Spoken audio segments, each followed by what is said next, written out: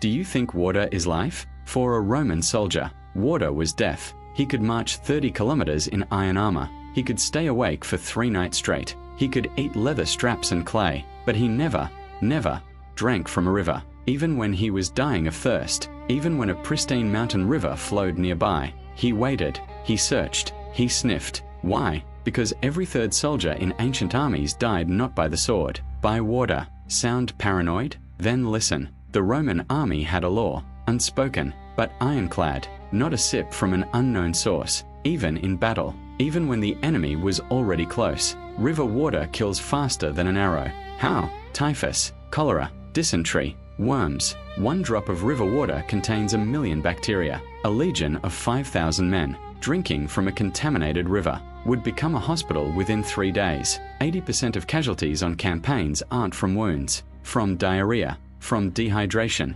from one's own stupidity. Today you'll learn how the Romans turned drinking water into a survival ritual, and why they survived where other armies died at the stream. For starters, forget about filters. The Romans didn't have activated charcoal. They didn't boil water.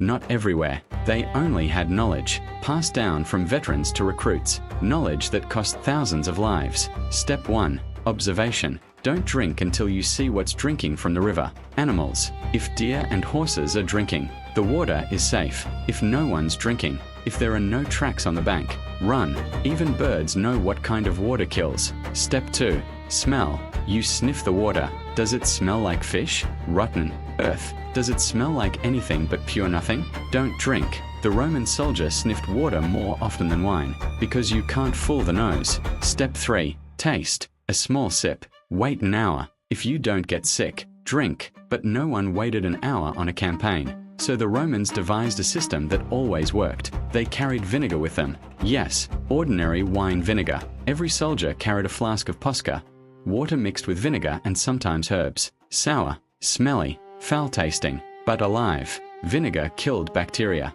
It made any water safe. River water plus vinegar equals potable water. The ratio is 1 part vinegar to 10 parts water. Enough to kill cholera. Enough to keep a soldier alive. But posca wasn't just disinfectant. It was hydration. It was energy. Vinegar contains potassium. Muscles need potassium after a march. The Roman soldier didn't just drink sourness.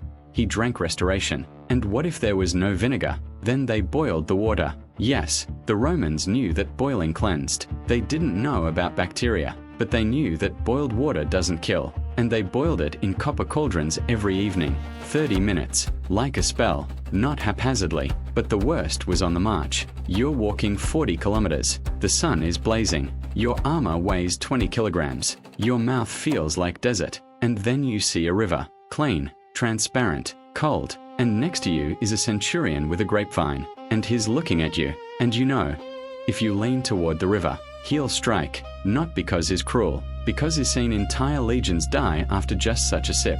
The punishment for drinking from an unknown source was severe. 10 lashes with a vine. If you become infected yourself and infect your comrades, you'll be demoted. If you die from water you drank secretly, your body won't be buried with honors, because you didn't die in battle. You died from stupidity. And now the human factor. Imagine yourself on the march. You're all aching.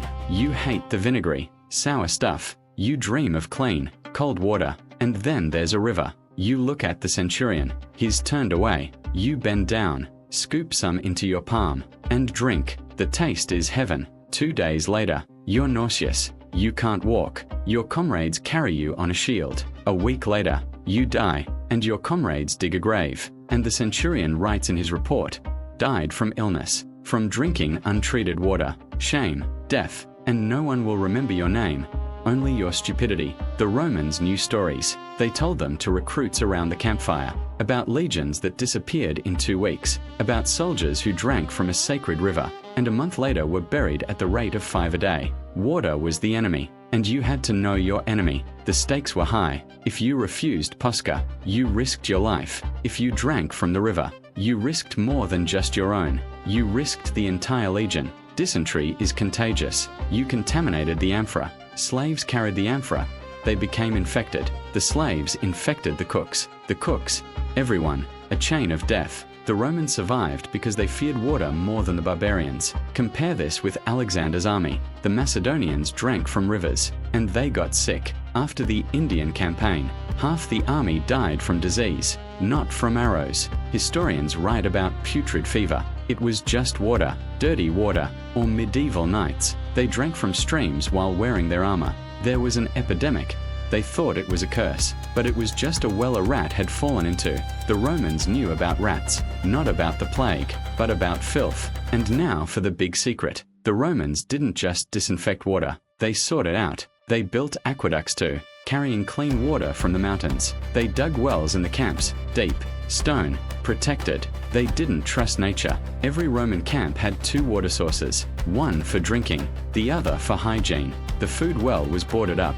Only the centurion uncovered it. Every day, 5 liters of clean water per soldier, no more, no less. And if the well ran dry, the legion went to the river. But they didn't drink. They filled amphorae, carried them to camp, boiled them, and added vinegar.